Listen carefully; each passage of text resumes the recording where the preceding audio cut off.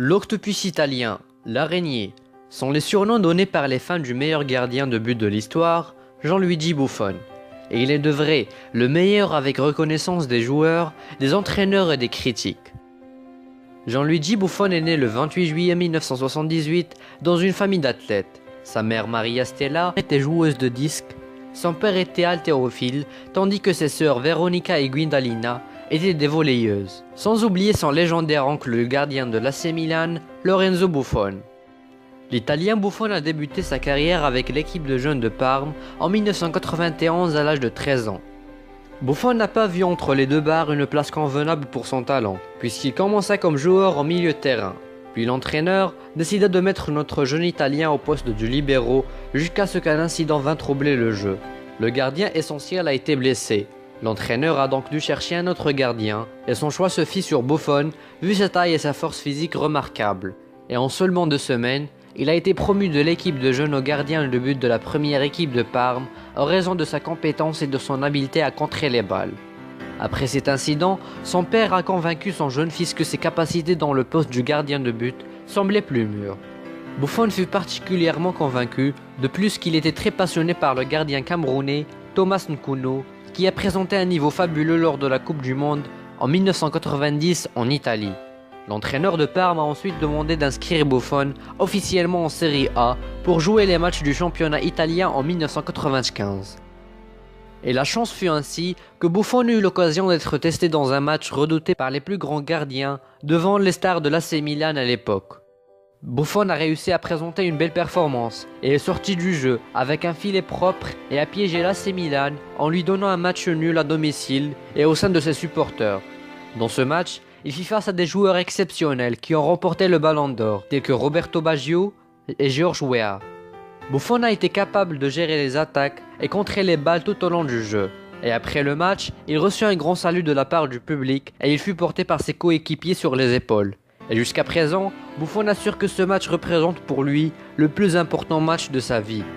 Lors de la saison 1996-1997, Buffon devint le principal gardien de but de Parme qui finit la saison en tant que deuxième champion de Serie A après le Juventus pour que Parme se qualifie pour la Ligue des Champions. Dans la saison suivante, Buffon a présenté une performance étonnante jusqu'à ce que les supporters le nommèrent Superman après avoir contré un pénalty du porteur de Ballon d'Or de l'époque, Ronaldo da Lima. Buffon célébra alors cette contre en montrant la chemise de Superman qu'il portait sous ses vêtements. Buffon reçut ensuite plusieurs offres des grands clubs européens tels que Manchester United et Barcelone. Mais son désir de rester en Italie le poussa à rechercher les meilleures offres locales des plus grands clubs italiens. Ainsi, il trouve en l'offre du Juventus la route pour ses grands rêves, avec un club qui a eu l'habitude de monter sur les podiums de la victoire pour qu'il déménage à Juventus en 2001 suite à une transaction de 54,1 millions d'euros, ce qui l'a rendu le gardien le plus cher de l'histoire. Alors, il n'a pas tardé à soumettre ses lettres de créance et à présenter des niveaux d'excellence qui prouvèrent son mérite d'une telle transaction. Après son transfert à la Juventus, Buffon a réussi à remporter son premier titre de champion et a aussi remporté la Super Coupe d'Europe. Il a bien performé et il obtint le titre du meilleur gardien de but de la Ligue italienne, ce qui fut un début idéal pour l'Italien. Dans sa deuxième saison, il a été en mesure de gagner de nombreux prix et ce fut sa meilleure saison suite à l'arrivée de la Juventus à la dernière ronde de la Ligue des Champions. Buffon a passé 20 ans dans les stades en jouant 934 matchs avec la Juventus, Parme et l'équipe italienne. Il a également réussi à garder son filet vide en 387 matchs et à remporter de nombreux tournois avec la Juventus au cours de sa longue carrière. Mais son plus grand exploit était la Coupe du Monde de 2006 avec l'Italie où il présenta des performances extraordinaires, jouant un rôle clé dans la victoire de la Coupe du Monde puisqu'il n'a reçu que 2 buts. L'un était de son collègue Zaccardo et le second par un penalty de Zinedine Zidane.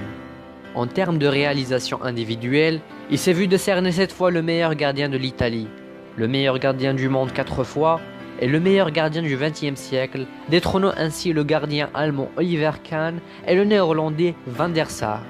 Il a également remporté la 2e place pour le prix du Ballon d'Or, qui a été remporté par le défenseur Fabio Cannavaro en 2006. Même aujourd'hui, à l'âge de 39 ans, il présente encore des niveaux impressionnants avec la Juventus, où il a réussi à atteindre la finale de la Ligue des Champions cette année, mais il n'a pas pu gagner le championnat après que son équipe fut battue en finale contre le Real Madrid.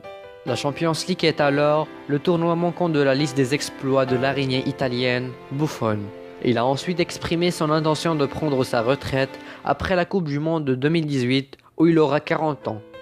Buffon a épousé la mannequin Alina Seridova et la cérémonie du mariage a eu lieu à Prague en 2011, après avoir été en couple pendant 6 ans et ont eu 2 enfants.